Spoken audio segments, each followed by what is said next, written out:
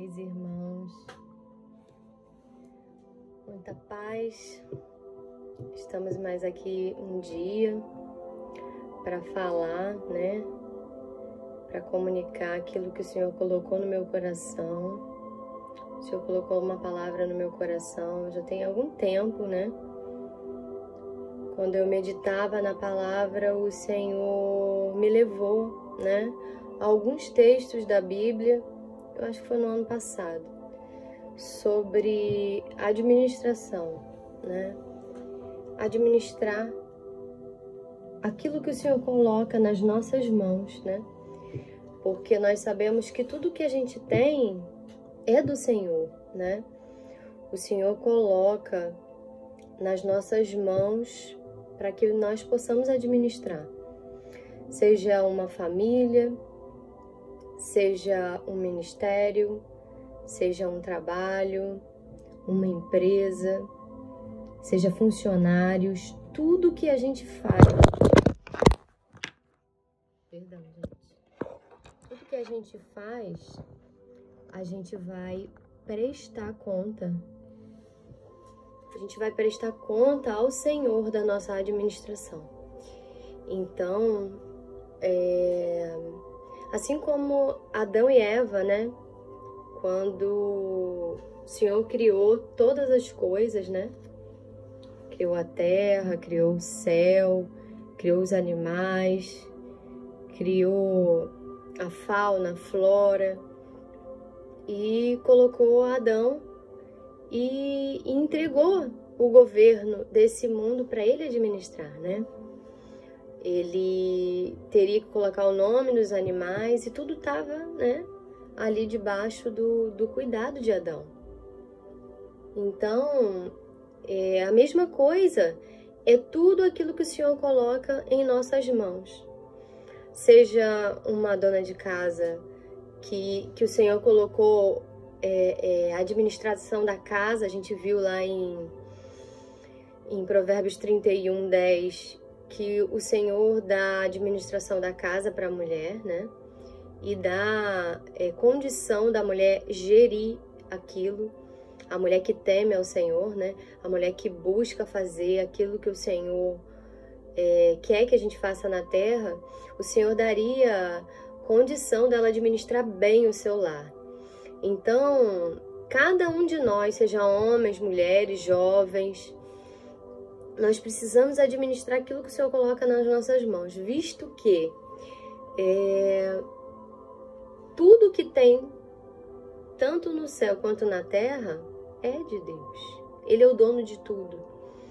O homem, às vezes, ele acha, né, que ele tem o poder nas mãos.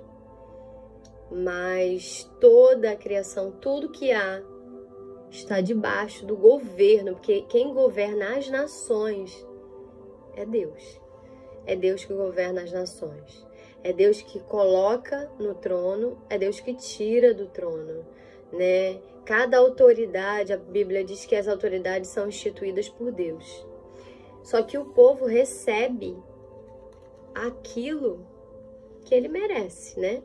Se a gente é um povo que não busca o Senhor, nós vai ter consequência. Aquele povo, aquele lugar vai sofrer consequências de governo, consequências naturais, fenômenos da natureza.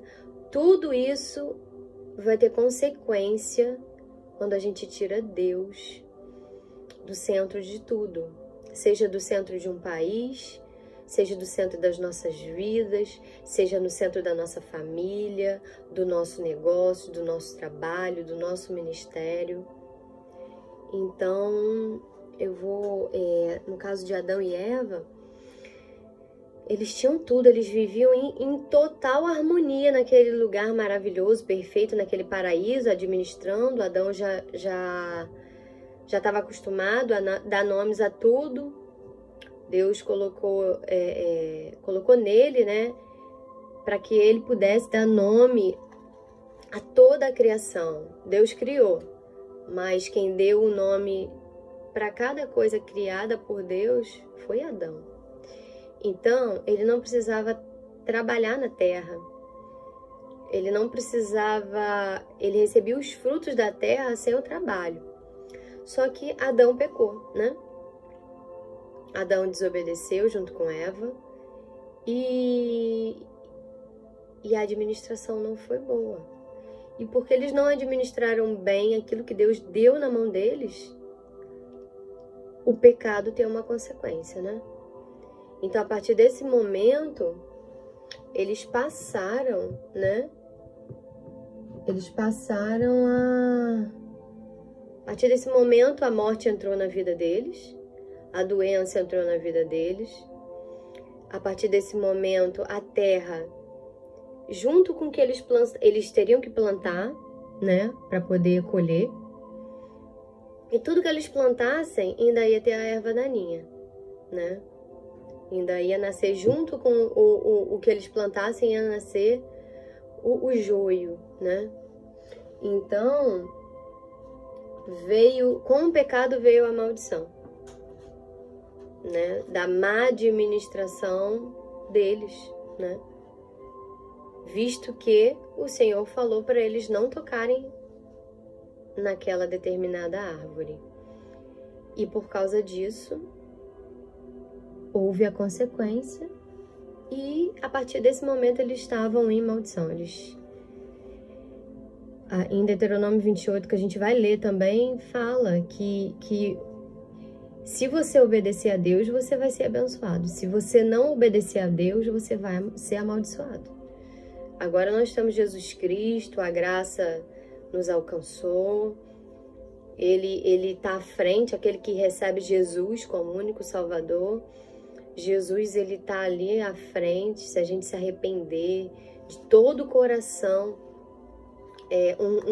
se a gente tiver um arrependimento genuíno, o Senhor vai nos perdoar, mas a gente precisa mudar de conduta. Mas a consequência do pecado, ela existe e ela não é tirada da gente, né? A gente vê pessoas como Jacó, né? O nome dele quer dizer enganador, né? E por causa dessa atitude, ele passou 20 anos, né? Escravo. Enquanto a obediência liberta, Jesus liberta, a desobediência amaldiçoa e escraviza a gente, né? E Deus quer trazer o governo para as nossas mãos, o governo que o pecado tirou.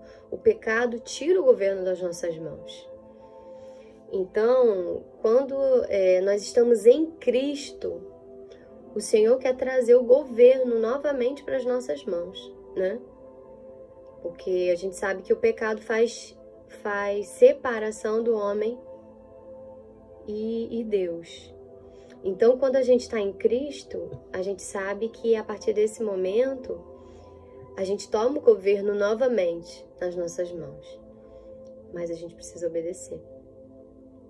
E tudo aquilo que o Senhor coloca na nossa mão para administrar, né? Que é o que essa palavra hoje é sobre administração e governo, né? O Senhor vai nos cobrar. O Senhor vai cobrar tudo aquilo que Ele colocar nas nossas mãos para administrar e para governar. Então, a gente vai entrar aqui em umas palavras, falar um pouquinho de Abraão, porque Abraão vivia com seu pai em Ur dos Caldeus, numa terra, onde o pai dele era um homem muito rico. Tinha muitas posses, tinha muitos animais, era um comerciante. Mas Deus queria dar uma história para Abraão. Ele não queria que Abraão fosse conhecido. No caso, na época, o nome dele era Abrão, né? Depois foi trocado para Abraão.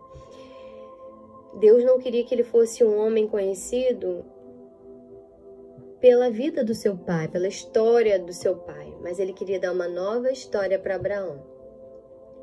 Mas toda vez que Deus nos chama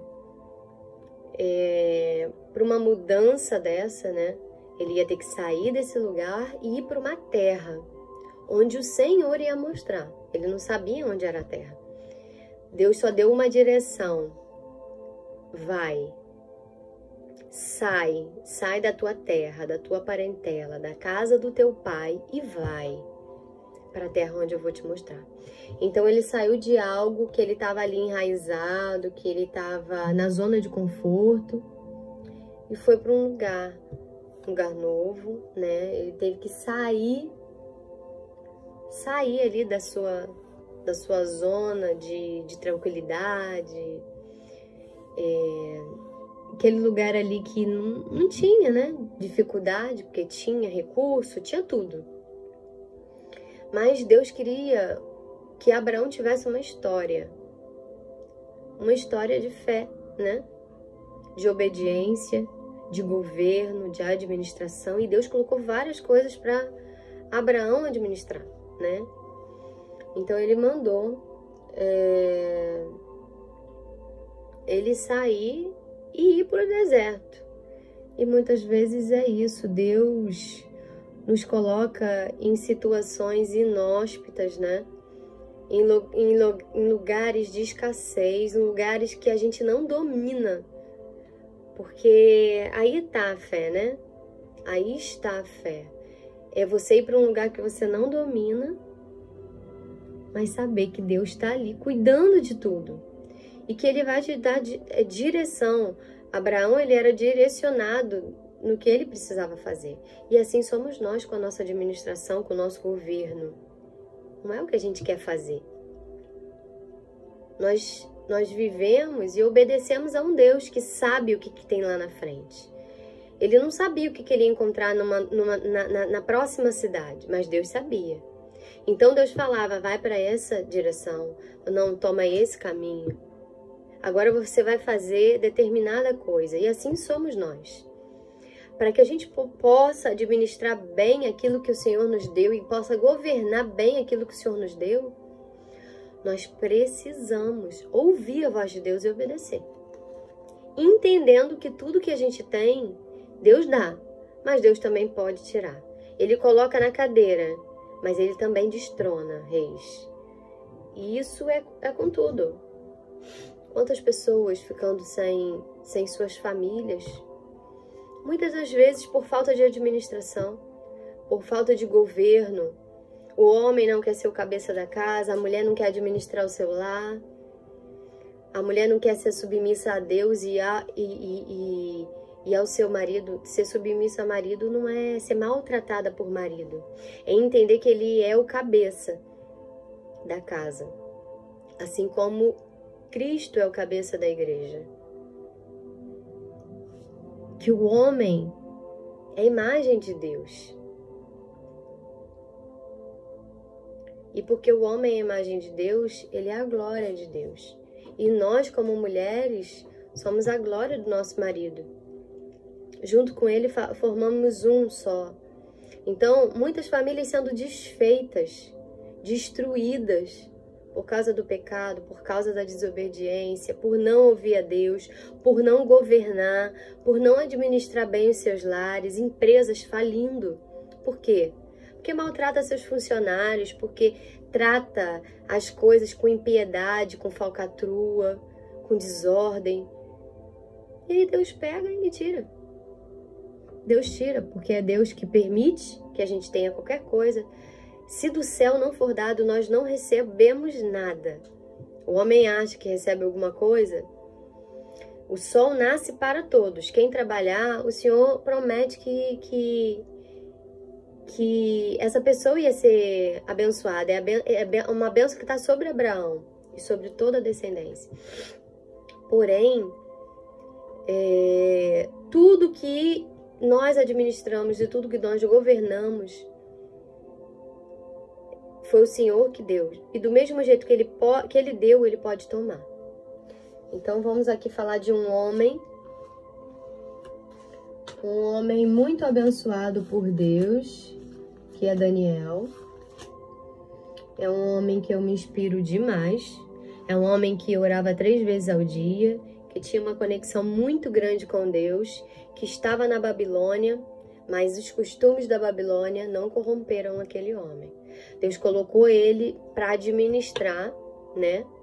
Na Babilônia, ele era, por causa de todos os dons, as qualidades que Deus deu a Daniel, a inteligência, que era um homem muito inteligente, tudo isso fez com que o rei quisesse colocar toda a administração do reinado na mão de Daniel. Por quê? Porque ele administrava segundo o coração de Deus. Ele ouvia a voz de Deus. E aí ele administrava bem, se alimentava bem, porque nós somos templo do Espírito Santo. Deus não quer habitar no meio de sujeira. Até a alimentação de Daniel era diferenciada. Ele se alimentava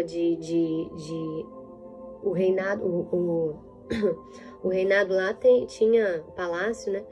Tinha muitas iguarias, muitas comidas, os manjares, né? Só que Daniel decidiu não comer aquele tipo de comida. Ele se alimentava de legumes, de frutas, de todos os tipos de vegetal, de água, de cereais, né?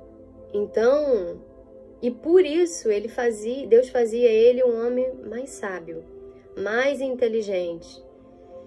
Porque esse rei tinha vários homens que faziam a administração do reinado abaixo dele.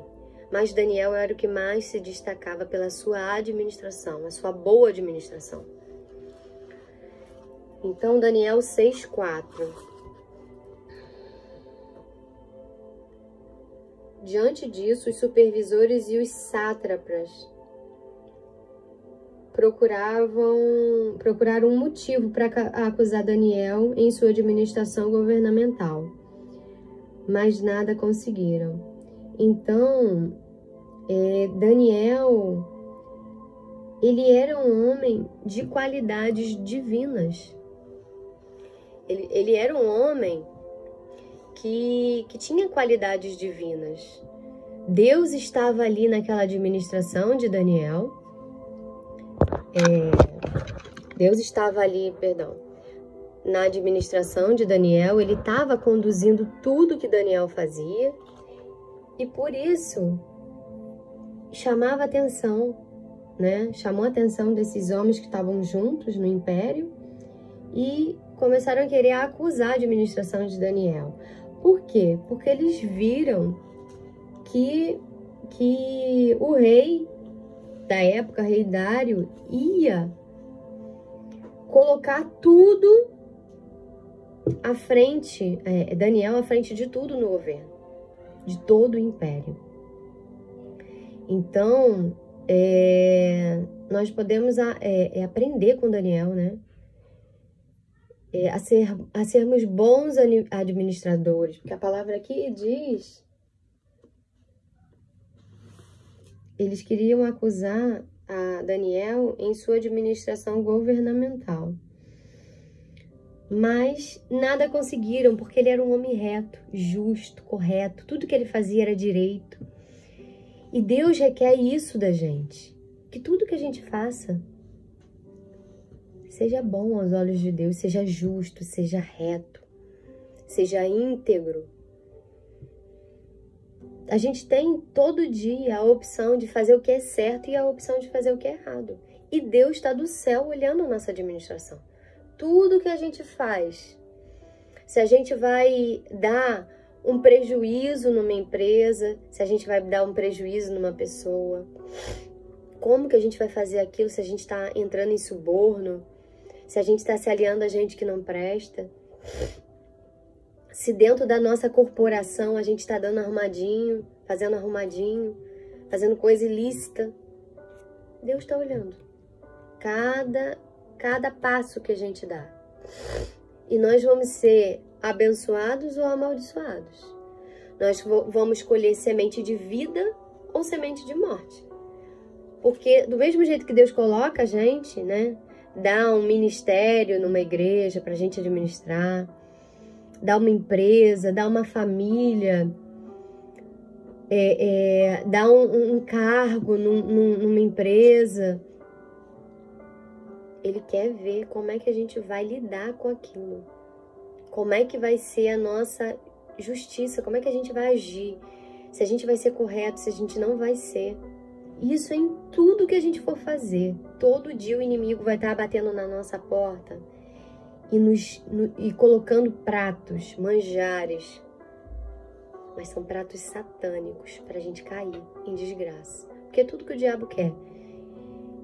A gente tem muitos que não pensam que a força do inimigo não existe, mas ela trabalha dia e noite contra nós, para que a gente caia, porque a gente já tem a nossa maldade, né? A concupiscência da nossa carne, concupiscência dos olhos.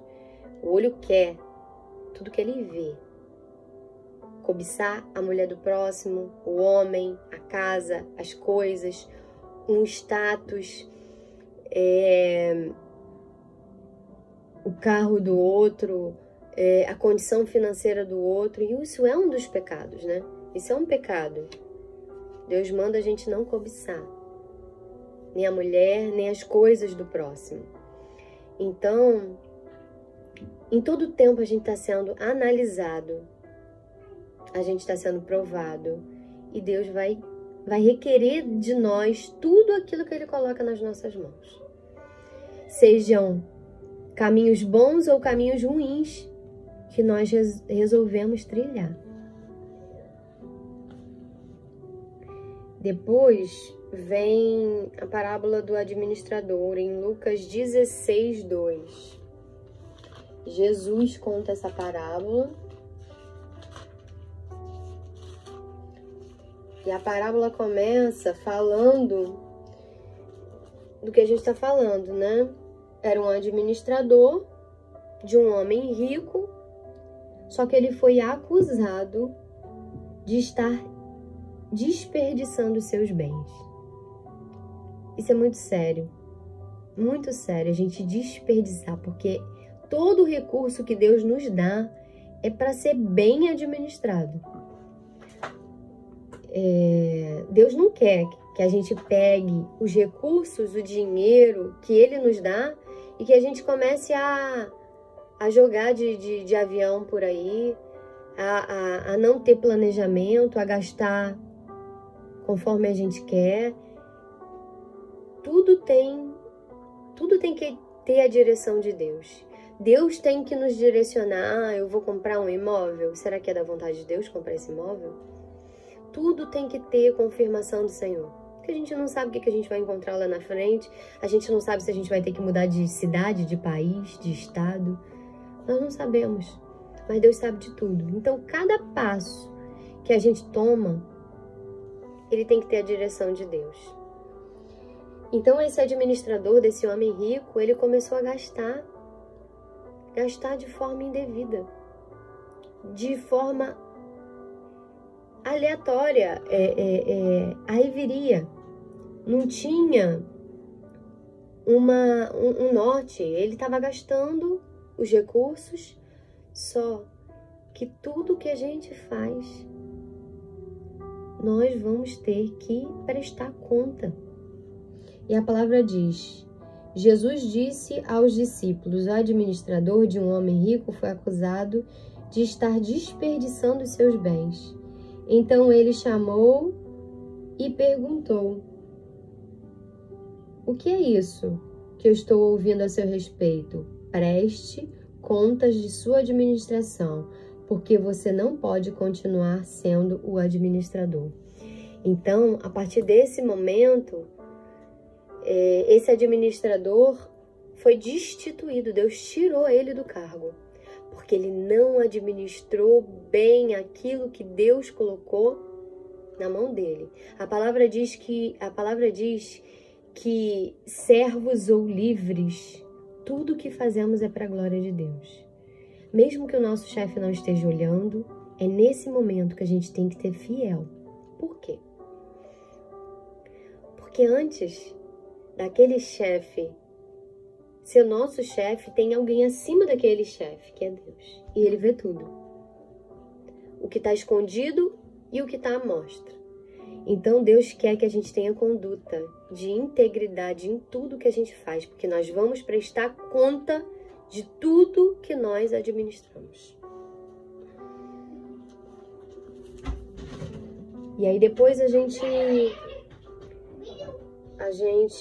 vai para 1 Coríntios 12, que fala que a maneira de servir com os dons espirituais que o Senhor nos deu.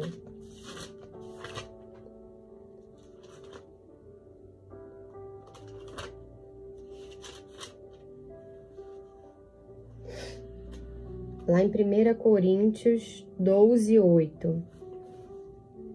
O Espírito Santo a um dá a palavra de sabedoria, a outro pelo mesmo Espírito da palavra de conhecimento. Então, aqui na palavra, está falando dos dons espirituais que o Senhor nos dá. O Senhor, quando a gente nasce, Ele nos dá dons e talentos para que a gente possa administrar bem aquilo que o Senhor vai nos colocar a fazer. Cada um de nós tem uma missão para cumprir na terra. E glorificar a Deus no lugar que a gente estiver. Seja servindo a Deus na obra do Senhor, seja no nosso trabalho, seja na nossa casa, seja na nossa faculdade, no nosso curso. Tudo que nós fazemos é para a glória de Deus. Então, Ele coloca dons e talentos em nós para que a gente possa fazer aquilo, para que a gente possa cumprir a nossa missão na terra com excelência. Ele nos dá dons e talentos. E aí, essa parte fala de vários dons, né? Esse capítulo 12 fala de dons espirituais. Mas esse versículo em específico, o 8, ele diz que pelo Espírito é nos dado palavra de sabedoria. A outro, pelo Espírito, a palavra de conhecimento. Então, conforme aquilo que a gente vai administrar na terra, o Senhor dá para um palavra de sabedoria, para outro o mesmo Espírito da palavra de conhecimento, para que a gente possa conduzir bem aquilo que Ele colocar nas nossas mãos para a gente cuidar. Voltando ao assunto, seja uma dona de casa, seja um empresário, seja uma família, seja um ministério na igreja, qualquer coisa, uma empresa que a gente vai abrir, qualquer coisa que o Senhor nos dá, Ele vai nos capacitar com os seus dons, com os talentos, para que a gente possa fazer aquilo com excelência. E que seja para a glória de Deus, que tudo que a gente faz é para a glória de Deus, né? E a gente vê depois, vem Efésios 3:9. Fala sobre nós, gentios, né? Porque o povo escolhido de Deus são os judeus. Aqueles que não são judeus são os gentios. E nós somos esse povo que foi comprado por Cristo a partir do momento que os judeus não quiseram tomar o governo, né? O Senhor deu para eles, escolheu um povo. Os judeus são um povo escolhido de Deus. Mas eles não quiseram aquela bênção, eles crucificaram a Jesus. Então, a partir desse momento, Jesus, a gente vê na implantação da igreja primitiva, que foi a igreja que Jesus plantou, com os discípulos, né? Que começava nos lares, depois foi para os templos, né? Mas a princípio eram grupos nos lares, eram células, eram grupos que se reuniam para orar, para ler a palavra de Deus, para se ligar como corpo de Cristo, porque Jesus é o cabeça e nós somos o corpo. Bem ajustados, formamos o corpo de Cristo, cada um com seu dom, cada um com seu talento, para que a gente possa compor esse corpo da forma que Deus quer, da forma que Jesus, que é o cabeça da igreja, quer. Cuidando dos órfãos, das viúvas, dos necessitados, tendo recurso, porque aquele que toma o governo nas suas mãos sai da escravidão. Porque quando a gente está longe de Cristo, a gente é escravo do pecado. Quando o Senhor devolve o governo das nossas vidas, vai ser desbloqueado as bênçãos no mundo espiritual. Primeiro, nós somos abençoados no céu. O Senhor chama nosso nome lá no céu. E porque o Senhor chama o nosso nome do céu, as bênçãos, elas vêm para a terra, elas se materializam. Primeiro, elas acontecem no plano espiritual. Por causa da obediência, por causa de escutar a voz de Deus, por fazer aquilo que Deus manda, cumprir os seus mandamentos, ouvir, né? Meditar na palavra dia e noite é o que Deus manda a gente fazer, porque é muito fácil a gente se desviar do caminho certo.